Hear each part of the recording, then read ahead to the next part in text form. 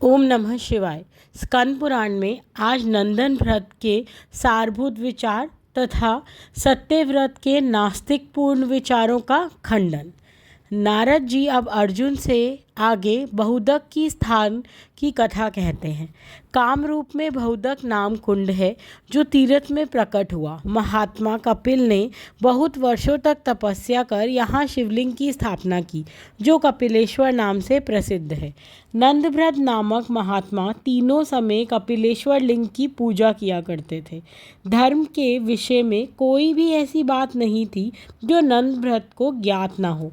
उन्होंने धर्म समुद्र का मंथन कर रखा था और उससे 60 तत्व ग्रहण किया हुआ था। वह जीविका के लिए वाणिज्य को श्रेष्ठ मानते थे। वह घास फूस काट के घर में रहते थे, कम लाभ में व्यापार करते। वह बिना छल कपट के सबके साथ समानता से बर्ताव करते। किसी के साथ ना तो उनका कोई द्वेष था, ना राग, ना अनुरोध। कर्मों के फल वे भी उन्हें कोई आकांक्षा नहीं थी। अतः कर्म उनके लिए भगवान सदाशिव की आराधना बन जाता था। उनके मत से अपनी शक्ति के अनुसार देवताओं, पितरों, मनुष्य, पशु पक्षी, ब्राह्मण को अन्न दान करना चाहिए। इन सबको दान देकर स्वयं भोजन करना चाहिए। ऐश्वर्य की मद में लिप्त मनुष्य विवेक खो बैठता है। अतः संपूर्ण प्राणियों से अपने जैसा ही बर्ताव करना चाहिए। अर्थात जैसा बर्ताव आप चाहते हैं कि सामने वाला आपके साथ करे, वैसा ही बर्ताव आपको सामने वाले के साथ करना चाहिए। इस प्रकार के आचरण से रहने से देवता भी स्पर्धा रखते थे। इंद्र आदि सभी देवताओं को उन्हें देख बड़ा विस्मय होता था। नंदव्रत का पड़ोसी सत्यव्रत नास्तिक व दुराचारी था। वे बार बार नंदव्रत में दोषारोपण करता और उसे धर्म मार्ग से गिराना चाहता था। अब वृद्धावस्था में बहुत कष्ट से नंदव्रत को एक पुत्र प्राप्त हुआ, किंतु वह चल बसा, जिसे प्रारब्ध का फल मानकर नंदव्रत ने शोक भी नहीं किया। अब उनकी पत्नी भी मृत्यु को प्राप्त हो गई, जिसका उन्हें शोक हुआ। यह देख सत्यव्रत बहुत प्रसन्न हुआ। वे नंदव्रत के पास जाकर कहने लगा, तुम जैसे धर्मात्मा को ये फल मिला तो मेरे मन में आता है कि ये धर्म कर्म व्यर्थ ही है।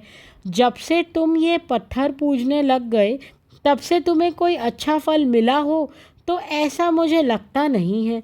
पुत्र व पत्नी दोनों ही संसार से चले गए। देवता कहाँ हैं? सब मिथ्या है। यदि होते तो दिखाई ना देते। पितरों के दान से तो मुझे हंसी आती है। भला मरा हुआ मनुष्य क्या खाएगा?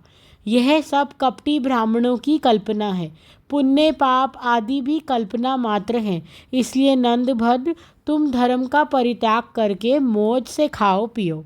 किंतु सत्यव्रत की इन वाक्यों से नंदभद्र बिल्कुल भी विचलित नहीं हुए। उन्होंने हंसकर उत्तर दिया कि धर्मनिष्ठ मनुष्य सदा दुख के भागी नहीं होते और पापी मनुष्य भी तो दुख की जीवन में भी तो दुख आते हैं। पुत्र, स्त्री, मृत्यु तो पापी मनुष्यों के यहाँ भी देखी जाती है। इसलिए धर्म ही श्रेष्ठ है। अतः प्रजा के बिना राजा रह सकती है क्या? तो ईश्वर नहीं है तो ये बच्चों की सी बात है। और पत्थर पूजा इसलिए कहते हो क्योंकि आप शिवलिंग की महिमा को नहीं जानते। ब्रह्मा आदि देवता भी उनकी पूजा करते हैं। वह उनके द्वारा स्थापित शिवलिंग उन्हीं के नामों से प्रसिद्ध भी हैं। भगवान राम ने युद्ध में रावण को मारकर रामेश्वर लिंग की स्थापना की। इंद्र ने महेंद्र पर्वत पर शिवलिंग की स्थापना की।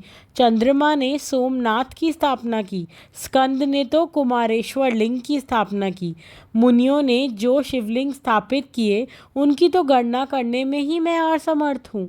भूलोकवासी, स्वर्गवासी, पातालवासी भी शिवलिंग के पूजन से तृप्त होते हैं। आपका प्रश्न आश्चर्यजनक है। मैं पुनः आपसे मिलने की इच्छा नहीं रखता क्योंकि आप ब्राह्मणों की निंदा करते हैं। ऐसा कहे नंदभद्र वहाँ से निकल भट्टादित्य के पावन तीर्थ में जा पहुँचे। आज की कथा यहीं समाप्त करूँगी। कथा पसंद आ रही हो तो कमेंट में ओम नमः शिवाय व हर हर महादेव ज़रूर लिखिए। चैनल को सब्सक्राइब कीजिए, बेल आइकन प्रेस कीजिए और हमारे वीडियो आगे तक शेयर कीजिए, ताकि इसी प्रकार स्कंद पुराण व बाकी पुराणों की कथा हम आप तक पहुंचाते रहें। ओम नमः शिवाय, हर हर महादेव।